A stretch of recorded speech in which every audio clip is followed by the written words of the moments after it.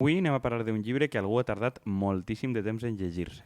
Pensava que primer introduiries que avui estem fent el programa des d'una localització molt especial i no que aniríem directament a l'atac a la meva persona. Home, lo normal és que anem a l'atacar a la teva persona. Bueno, ja has vist com està funcionant des del programa.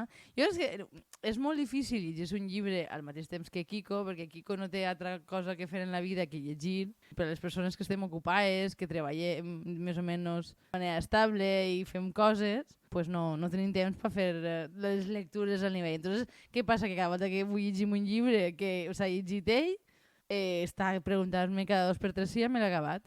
Això potser fa que 5 mesos. Que no, que vaig començar el llibre en abril. Sí? Sí. Ah, bueno, pues Que sí. exagerateres, me caguem Déu. Ho feia un poc més llarg, jo. Bueno, és igual. Quin llibre és? A veure, dis-ho. Bé, eren gilipolles. Vale, veus? Anem millorant el nivell de debat Sí. aquí. No, a veure, el llibre del que parla és Con todo, de Errejón, que és l'últim llibre que va treure, que va publicar en 2021, si no m'equivoque, i que ve a contar una miqueta la seva trajectòria en política, de certs aprenentatges i coses que no que creu que segons quins errors que ha fet i bueno, crec que va generar molta polèmica en el seu moment perquè sí que adreça en prou detall el seu pas per Podemos i la relació que té amb Pablo i això va haver gent que ho va criticar molt. A mi, la veritat és que una de les coses que més m'interessa al llibre justament és on està escrit. Crec que és quan parlem de posar el cos, jo crec que aquest és un exemple, no? De la idea de parlar des de la perspectiva d'uno sense no convertir-se en una espècie de narrador absent. Omniscient. Sí, bueno, posar el cos, crec que és un terme que a tu t'agrada especialment, no? A mi m'agrada molt perquè jo l'interpreto com a mi me dóna la gana, com la majoria de conceptes. No? utilitze. És un concepte de narrativa com molt feminista. Sí, a mi la veritat que és un llibre que em va agradar molt des d'on està escrit i justament el tema de que ell, primer, que sigui autocrítica en ell mateix i segona, que crec que és molt intel·ligent que planteja les coses de forma complexa. Que moltes voltes no n'hi havia necessàriament una opció bona, vull dir, fa una autocrítica, no n'hi ha necessàriament una opció bona que anara a ser universal. Sí, bueno, ara entrarem més en detall, no? Però en este cas que tu comentes, jo crec que sobretot la pròpia estructura de Podemos i com s'acaba configurant al voltant de Pablo Iglesias, d'ell diu, mira, jo vaig contribuir a això, seria una cosa que a futur us passaria factura a tots, però tampoc sabíem si hi havia una alternativa en aquest moment, no? Sí, ell va dir-te que plantejar un partit al voltant d'un hiperlideratge, a més molt masculí, nuestro macho alfa, etc., que és el que va fer Pablo Iglesias, que tenia problemes evidents, que és el que es demostra. Per a mi és una miqueta el nucli del llibre, no? de com passa el partit de lo que era ser una cosa, diguem, molt més tancà, no? Del partit més obert i més exitós de 2014-2015, una cosa molt més tancà, però crec que el més important és que com el relat que s'ha fet des de la premsa de que Pablo era bueno i després se hizo malo perquè algú el va manipular, en concret la seva nòvia, Íñigo Errejón el desmunta prou, en plan, ell sempre va defensar anar a Izquierda Unida. Sí, parla de que són dos hipòtesis de partida que són distints, que ells mateixos ho saben, però que al final s'acaba imposant la de Pablo. A mi m'agrada, abans que entrem tant en detall, m'agradaria explicar a la gent que encara no se l'ha llegit com està configurat el llibre, perquè crec que la pròpia estructura del llibre és interessant, no? Té una primera part que centra més en la seva adolescència i primeres militàncies en la universitat i com entra ell en el mundillo de la política, partint des d'on, que crec que està molt bé com a dir, mira, jo vinc d'ací i aquesta és la meva base. Sí, crec que és interessant que dibuixa una miqueta, per a qui no conega el personatge d'abans, que ve d'un món més autònom, anarquista i tal, a diferència de l'entorn de Pablo Iglesias, que ve d'una militància comunista. I això explica prou coses després. Sí, i després serà un dels elements que més xoc genera, jo crec, no? Perquè ell després no té una pertinença, una sensació de pertinença a partit com molt desenvolupada, cosa que, de lleialtat política, cosa que, per exemple, Pablo jo penso que sí que té. Després hi ha una gran part que se centra en Podemos i dintre de Podemos, en l'evolució de Podemos, un poc el que tu dius, no? De com van avançant, des de les primeres hipòtesis fins que ell se'n va. Després hi ha una altra part que parla del seu pas per Mas Madrid i de Mas País i una miqueta l'hòstia que es peguen i explicant-ho una miqueta. Jo crec que és prou honest en el plantejament, però en el fons és la part que ja ens interessa menys perquè és, diguem, el més actual. I després hi ha una part més politològica, diríem, que són com certs aprenentatges del Covid, no? De quines coses creu que ell ell que estan en les línies de futur polític.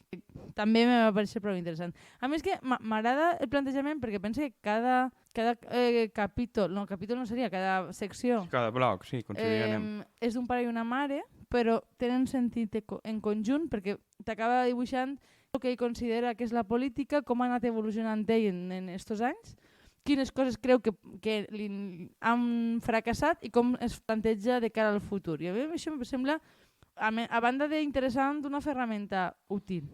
Bueno, jo, començant pel principi, això que dia del tema de la cultura de partit i no. Jo, quan conec jo a Íñigo Errejón originalment, vull dir que jo crec que devia ser 2005 o 2006 o per ahí, ell i el seu entorn, o sigui, venien com d'un entorn més anarquista. Vull dir, jo l'havia identificat a ell i el que m'havien dit ells és que era anarquista, no? Que és més o menys el que veig ahí, que és d'un entorn pues no exactament un anarquisme, pot ser que la gent pot imaginar com de la CNT o una cosa més pura, però sí una cosa més llibertària i menys de partit vertical.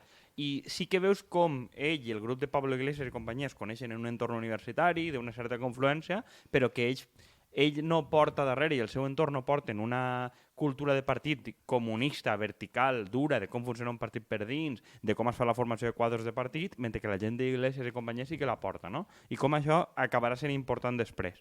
I crec que una de les coses més interessants de les que fa és ser ell mateix autocrític d'haver rebutjat o haver menyspreat la importància del partit i l'estructura del partit.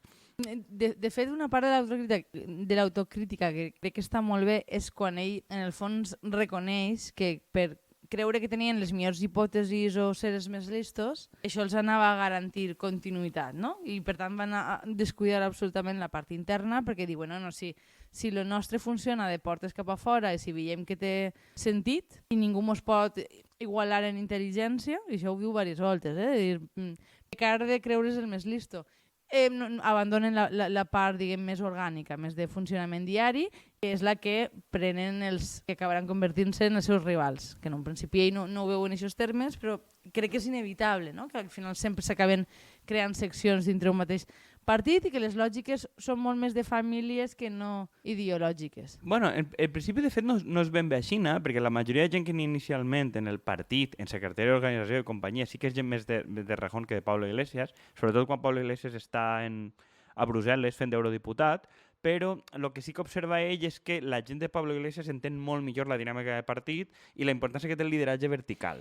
A mi hi ha una part que m'interessa molt, que té a veure en tota la campanya europea, la qual Pablo perd la negociació de lo que serà el partit de futur. Siguent ell el que anava en la cara, siguent la cara del partit, no? Això és els europeus o és després? Que no estic segura. Crec que és algo en 2014. Això sí que preparant el primer congrés o després de l'europeu. La qüestió és que li diu en privat a Errejón, això és l'última volta que me passa. I jo, fins i tot, és evident que jo tinc més simpatia per Errejón i per el tipus de plantejaments que té, també venint d'un tipus de formació i de política molt poc de partit. Que puc entendre que si tu eres la cara, si eres la persona que... O sigui, si tot es converteix en que el partit eres tu, la idea de que tu hagis de defensar coses que no et creus deu ser prou complicat, no? Donar la cara contínuament per unes hipòtesis que no són les teues. A mi això em pensa que o sigui, entenc la lògica interna de buscar un entorn que sí que doni suport a lo que tu creus que és correcte, vaja. Però això també et dic que és una fantasia típica d'organització d'ultraesquerra, perquè jo això sí que ho he viscut i això en la meva època, en l'esquerra independent, era prou comú la idea de que la gent que representava l'organització només eren uns portaveus de lo que dia l'assemblea i només anaven en un paper. O sigui, i això és una cosa com que existia una certa fantasia procedimental de que la gent que anava a un lloc, la gent que feia de cara pública només feia de portaveu i no podien decidir res per si mateixos. Després la pràctica no era així, perquè el que es relaciona per acá fora i tal acaba sent el jefe, perquè té molta informació, però internament això no s'acaba d'entendre. Sempre existia una fantasia de que no eren portaveus i que anaven a estar molt nugats, i mai funciona. Però el que li passa a Podemos jo ho he vist passar diverses voltes ja. No, i és que jo m'imagino com si tu fores una espècie de continent buit, no? Dir-te que sols estàs ahí per a transmetre un missatge que no necessàriament és el teu.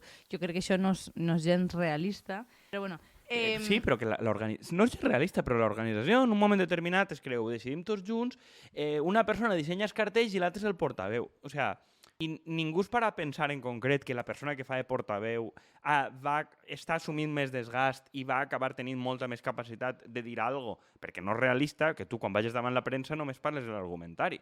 I és una cosa que jo no acabo d'entendre per què es repeteix tantes voltes i que et dones compte que ells cauen en això. Ells cauen en la idea de que el líder més o menys farà lo necessari. Vols dir que n'hi ha una certa naivitat, tenint en compte la quantitat d'exemples que tenim en contra d'aquesta plantejament? Sí, i a mi em sobta perquè és una cosa que jo l'entenc perfectament, que crec que diversos han passat per ahí, jo he passat per ahí, diguem, estant fora i sent portaveu de coses, i he viscut aquest tipus de fantasia pels dos costats, i dir, és que encara que tu no vulguis, n'hi ha un moment determinat que tu com a portaveu algú et pregunta alguna cosa, has de fer alguna cosa, i has d'improvisar, i aquesta improvisació acaba tenint efectes, que l'organització o et desautoritza radicalment, o s'aixanta i fa el que dius, i que per tant tu tens molta més influència que els teus companys, això és indubtable.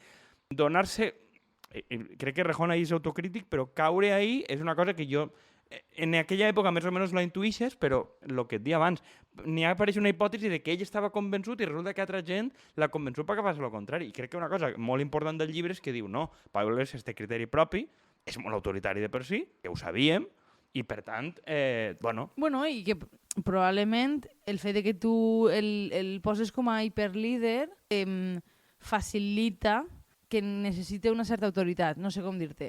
Si tu vas a ser el que més sacrifica la teua vida personal, fins a quin punt no tens, no sé si dret, però certa necessitat de control sobre l'estructura, perquè és que tu eres la cara visible i eres la persona a la que persegueixen en la porta i eres la persona que usa el cost a nivell personal.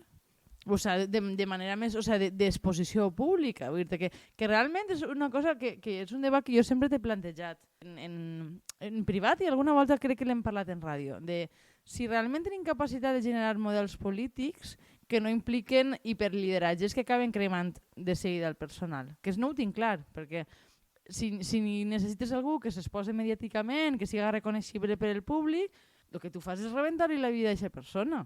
I per tant, li rebentes la vida a aquesta persona, però igual no t'hi compte en 4 anys buscar-te'n una altra perquè és començar de zero en una campanya i aleshores això és molt esgotador per a algú, no?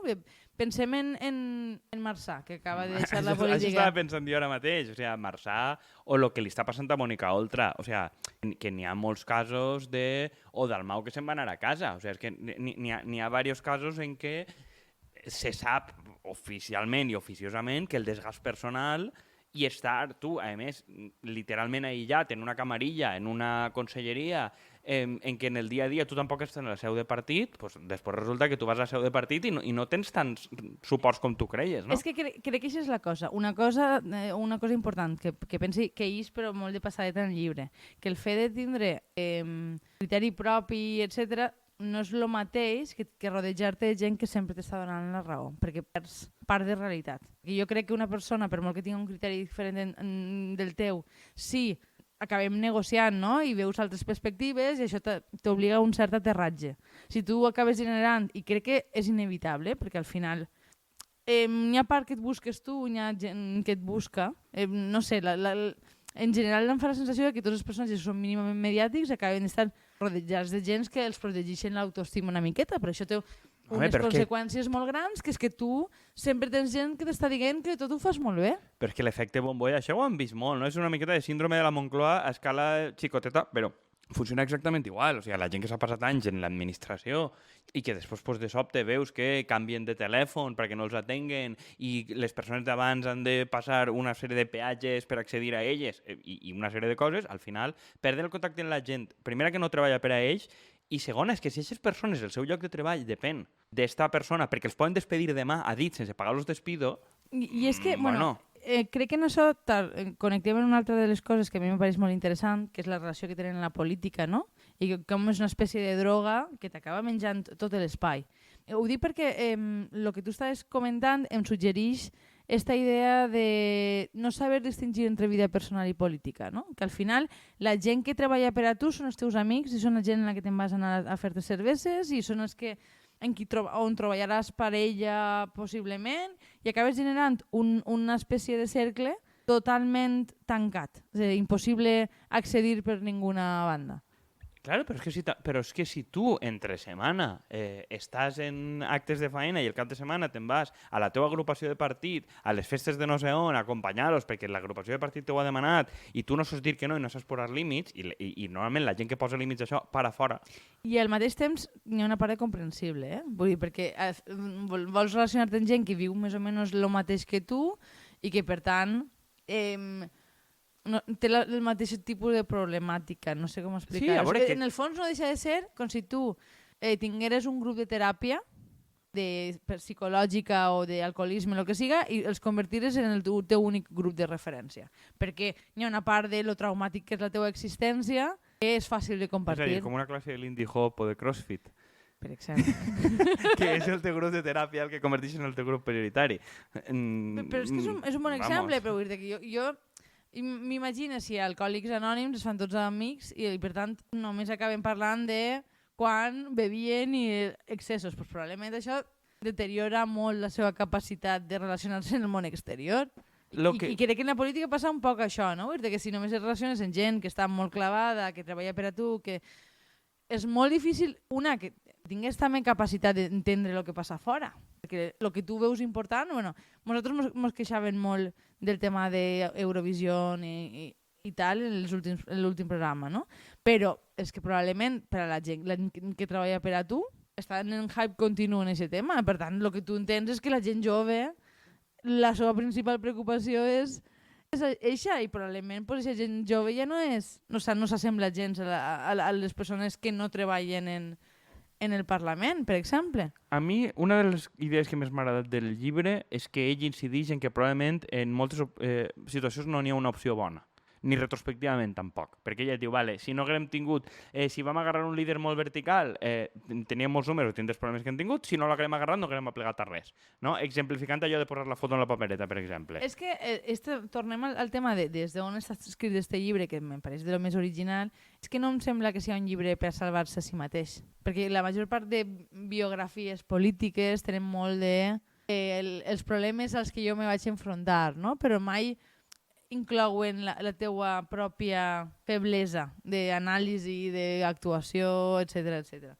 Sí, però crec que això també entra molt bé en el tema de la política. És que segurament si tu no et dediques full time al partit i a tal, no arribaràs a res i no ascendiràs, i si et quedes fora probablement no aplegues, però realment en tots els escenaris vas a menjar merda. O sigui, no n'hi ha una via exactament correcta a fer les coses, sinó que n'hi ha diverses, les quals totes tenen hàndicaps. I el qual tampoc no acaba sent un llibre esperançador, però tampoc ho pretén, i el qual em pareix bé. A mi no és un llibre esperançador, tampoc pense que siga el contrari. Jo estava plantejant-me ara, mentre parlaves, si aquest llibre seria possible si no l'haguérem fet fora de Podemos, més o menys, i haguera existit una pandèmia, no? Vull dir que et veus obligat a parar i a desconnectar del món que ha sigut el teu món primari fins al moment, no? Perquè, a veure, jo he de confessar que la manera en què ell viu la política em toca molt, perquè sent que eixa fiblada d'intensitat, de donar-ho tot i de perdre un poquet el nord, no? I crec que hi ha molta gent que ens interessa este mundillo, encara jo me considero una politòloga retirada, però fins i tot així, pues, jo les campanyes no sé quantos, i sobretot quan n'he format part activament, soc capaç de no menjar en 2 setmanes, perquè se m'oblida, perquè tinc una cosa més important que fer, que és no sé, me resulta molt tentadora aquesta droga que és la política. Sí, i crec és prou honest de quins problemes té de parella, de que ho deixen parelles, de distanciar-se de gent, de quins costos personals té per a ell. Diu literalment, una parella li diu no lo puedes dejar, una cosa així. Sí, para ti nunca existe la opción de dejarlo, que és com un tros, com dir, hòstia, però és veritat. Ell no va prometre-li a cap parella ni a cap persona que vaig a deixar-ho, no? Perquè és central en la seva vida. I crec que també per anar tancant el contrast, jo no m'atrevi't a llegir el llibre de Pablo Iglesias, que realment no és d'ell, sinó que és com una entrevista, que entenc que a Pablo Iglesias li han putejat molt més la vida que a este xic, però Pablo Iglesias, per lo que he vist en entrevistes, l'enfoc és que tota culpa és d'altres. N'hi ha altres que l'han traït, n'hi ha altres que l'han putejat, o sigui, tota la culpa està fora. Ell és mínim... Ell és un màrtir. Ell és un màrtir, i probablement ho és fins a cert punt, però vull dir, no percep cap honestedat. El problema és que si ho planteges només en aquests termes de víctima, és molt probable que en els anys a posteriori no t'acabes salvant. perquè no és humà, ja vens com a sant, no sé com dir-te. A mi me sap greu que tanquem sense parlar del canvi, de lo que suposa la seva experiència en Podemos i en Mas Pastís. I en Mas Pastís. No? Perquè la hipòtesi de partida és molt diferent i té molt a veure, jo penso que en el tipus de persona que relaciona, que passa de ser una persona que conceptualitza a una persona que és política i que relaciona amb gent que té olfacte o que té intuïció, que el seu llenguatge canvia, el tipus de coses que li interessen canvia i sobretot canvia el tema de com es couen les coses, no? La hipòtesi de Podemos era anem a atacar a tope per a guanyar el que siga. I el que ell planteja en Más País, Más Madrid, és, bueno, anem a treballar sobre el terreno, anem a fer un treball de llarga durada, estem en un altre moment, també. Ja no és fàcil il·lusionar a les persones, per tant, anem a anar poquet a poquet i en una base territorialitzada, no? I a mi me pareix molt més interessant que la hipòtesi de tot o res, que penso que tens molt a perdre. I crec que aquesta part està important, crec que és menys autocrítica perquè afecta el present i probablement no pot malmetre tant el que està fent. Crec que n'hi ha diversos elements. Un és adaptar-se a lo que està passant, que l'època no és la mateixa que el post-15M. La segona crec que n'hi ha molt del seu aprenentatge personal, de ser menys arrogant. Jo també ho crec. Ell en el seu moment pues, li havia de dir a Mònica Oltra o a altres el que era bo i el que era no, i ara pues, la relació que veus que té amb Baldoví o en Carmena, que Carmena jo no la suporte, però algo d'instint té la dona. Tampoc crec que siguem el públic per a Carmena. Exactament. Però com parla d'ella o de Baldoví o d'altra gent, t'adones que ha après a entendre altres punts de vista i gent que s'aproxima de forma més intuïtiva o més emocional, molt menys intel·lectual que ell i que ell té a aprendre d'ahir. Crec que ahir n'hi ha molta cura d'humilitat que és d'agrair i també que crec que el propi projecte en el que està ara és més fruit de l'adaptació, perquè ells es presenten a les generals pensant que serà de puta mare, ix mal, i d'alguna manera pues, s'adapten, o sea, que realment van adaptant i torna a ser més Mas Madrid i després torna a ser Mas País i es presenten en un altre puesto. O sea, però jo crec que, si vols anem tancant. Sí, és honest, jo crec, perquè admet que improvisen i no està mal. I que crec que això és la diferència en Podemos. No? Podemos acaba heredant una estructura que és molt comunista, d'una estructura de partit molt rígida que dificulta molt per-se adaptar als canvis. No? I crec que en la nova aposta política seua tenen molta més capacitat d'anar fluint, entre cometes. Mira que va dir la paraula fluir, però bueno, per aquest cas crec que me resulta útil. Sí, bueno, jo crec que partir de la pròpia idea de que el camí t'anirà ensenyant, són una miqueta com un poc budista, si vols, però que el camí t'anirà ensenyant i que probablement per molt que tinguis un pla predefinit vas a tindre que canviar 40 voltes. No deixa de ser el plantejament que nosaltres tenim en este programa. En este programa, que és, anem a fer un programa, a veure què ix, i d'ací un any o dos, no? Pues a veure en què es converteix. O sigui, pues, anem fent cada dia i no? Inicialment no teníem previst que estaríem fent, ni tan sols apostàvem seguir fent-ho ara. Jo no pensava que duraria un any, però bueno. Jo em quedo esperant el llibre que s'escriurà dintre de 10 anys quan parle del seu pas per Mas País, Mas Madrid, a veure com ha evolucionat la hipòtesi. I quan fem el llibre de com este programa s'ha convertit en una cosa exitosa, també. Això serà un audiollibre. És un audiollibre, sí. A veure si Errejón participa també. I, bueno, jo crec que no? Ja ho tenim bé? Ho tenim estupendo. Fins la pròxima. Llegiu lo que val la pena. Adeu.